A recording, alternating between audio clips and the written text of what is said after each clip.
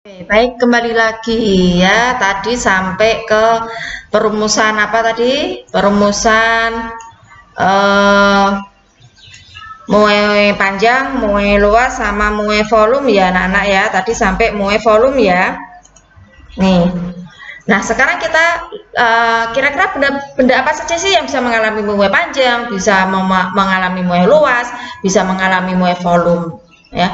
Kalau muai panjang tadi kan benda-benda yang memiliki ukuran luas yang kecil, jadi yang memiliki ukuran panjang yang besar. Berarti misalnya seperti sebatang besi, itu pasti dia mengalami pemuaiannya muai panjang. Kalau yang luas apa contohnya? Berarti yang memiliki luas, panjang kali lebar. Misalkan contohnya apa?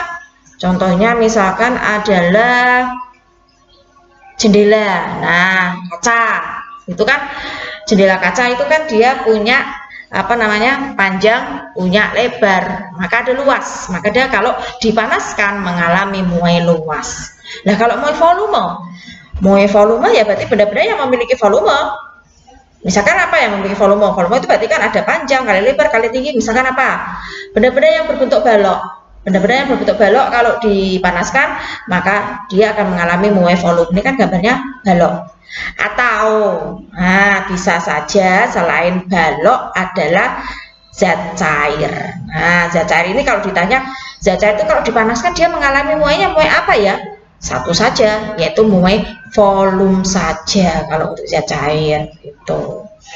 Nah, kalau tadi kan zat padat itu berarti lebih lengkap bahwa zat padat itu ada yang bisa mengalami muai panjang, ada yang bisa mengalami muai luas, ada yang bisa mengalami muai volume. Kalau zat cair kan dia hanya mengalami muai volume. Kalau zat gas bagaimana? Kalau zat gas sama dengan zat cair juga hanya mengalami muai volume saja itu. Maka kalau kita misalkan dalam kehidupan sehari-hari ya anak-anak, pada saat kalian merebus air itu dikenaikan suhu tertentu, kalau kita bisa lihat inilah batasannya suhunya ya, di suhu berapa? 0 sampai 4 derajat Celcius. 0 sampai 4 derajat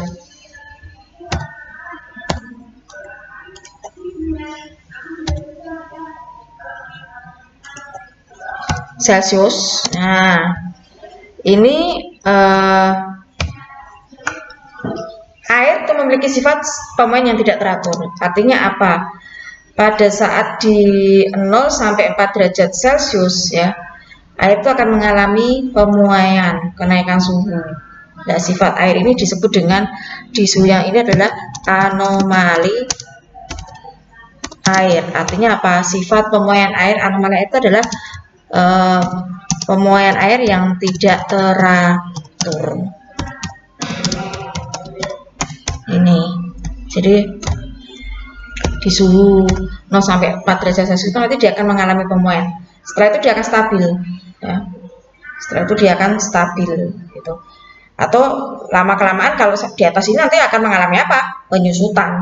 Jadi memuainya di mana? Memuainya adalah di suhu ini 0 sampai 4 derajat Celcius. Kalau misalkan kita merebus air penuh di panci, terus air itu luber, berarti itu kalori yang diberikan di air itu adalah di kisaran 0 sampai 4 derajat Celcius. Karena setelah itu maka akan dia stabil, kalau lama-lama akan mengalami penyusutan begitu ya. Oke, kembali lagi itu sifat dari air ya. Tadi yang gas dia mengalami pemuaian apa namanya volume juga. Oke. Rumusnya kalau rumus gas ini, tapi kalau dalam takaran SMP jarang sekali keluar. Yang keluar yang tadi pemuaian volume zat pada cairan gas yang di atas tadi. Kita lanjut berikutnya ini. Nah, manfaat pemuaian dalam kehidupan sehari-hari itu banyak sekali ternyata ya. Jika tidak ada pemuaian maka akan banyak masalah juga. Manfaat pemuaian itu apa sih? Yang pertama, digunakan untuk pemasangan bingkai kaca jendela.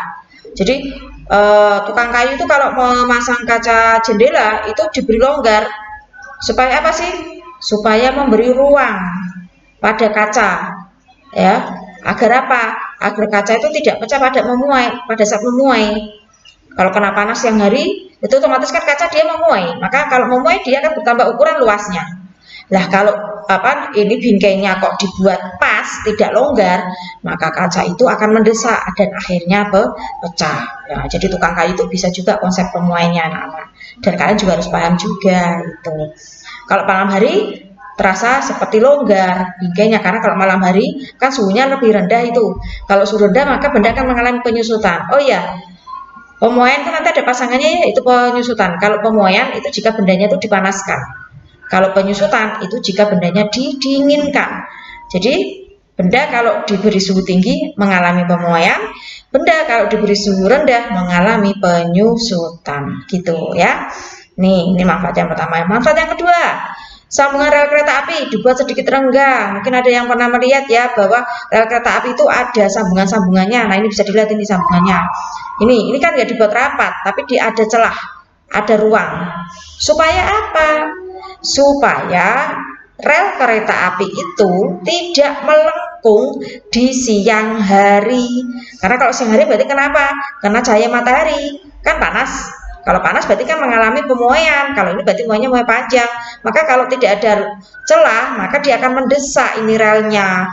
Kalau mendesak, akhirnya nanti relnya akan melengkung. Nah, kalau melengkung, akibatnya fatal. Bisa akan terjadi apa? Terjadilah kecelakaan kereta api. Itu ya manfaat pemuaian. Manfaat yang berikutnya ya adalah ini, pada sambungan jembatan itu juga dikasih celah, sama dengan rel kereta api tadi dikasih celah. Kalau nggak dikasih celah juga sama itu nanti ya, sambungan jembatannya bisa akan melengkung, jembatan bisa patah, bahaya fatal juga. Kemudian pemasangan kawat telepon atau kawat listrik dibuat kendor di siang hari pada saat panas. Kenapa? Hal ini dilakukan agar supaya pada saat menyusut di malam hari itu kabelnya tidak putus. Karena kalau menyusut kan berarti dia pendek, ya kan? Pendek. Nah, kalau misalkan siang hari kok dipasangnya itu sudah kenceng, ya, sudah terlalu kencang, malam harinya karena suhu dingin itu menyusut, dia akan semakin pendek, semakin kenceng, maka akhirnya nanti apa? Putus. Maka kalau kalian lihat pemasangan, nanti coba ya diperhatikan ya anak-anak, pemasangan ini nih, kabel telepon atau kabel listrik kalau malam hari sama siang hari itu beda. Melengkungnya itu beda. Kalau siang hari itu nanti lebih kendor, tapi kalau malam hari pasti akan kalian amati itu akan lebih kencang. Coba aja diamati ya nanti setelah mendapatkan pembelajaran ini. Jadi belajar IPA itu enak karena semuanya ada dalam penerapan sehari-hari ya. Manfaatnya berikutnya adalah membuka tutup botol yang rapat. Bisa dengan cara bagaimana? Nah, ini teknik. Bisa dengan disiramkan air panas. Karena kalau disiramkan dengan air panas pada tutup botol, maka nanti tutup botol itu akan memuai berarti kan dia akan semakin bertambah ukuran, jadi akhirnya kendor, akhirnya bisa terlepas dari botolnya. Itu manfaat pemuaian.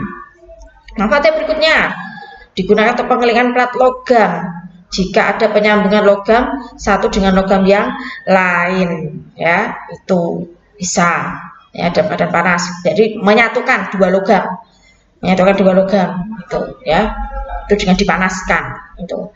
Dan yang berikutnya ini yang biasanya sering keluar di ujian nasional, yaitu keping bimetal. Apa sih keping bimetal itu? Keping bimetal adalah pengelingan dua keping logam yang berbeda koefisien muainya ya. Keping logam yang mempunyai koefisien lebih kecil akan lebih lama memuai, sehingga pada saat dipanaskan keping bimetal akan melengkung ke arah keping logam yang koefisiennya lebih kecil. Kesimpulannya begini, tadi kan ada macam-macam nilai koefisien muai panjang ya anak-anak, atau koefisien muai lah, bahwa semakin besar koefisien muai ya, maka benda itu akan semakin cepat memuai. Jadi semakin besar nilai koefisien muai, maka benda akan semakin cepat memuai.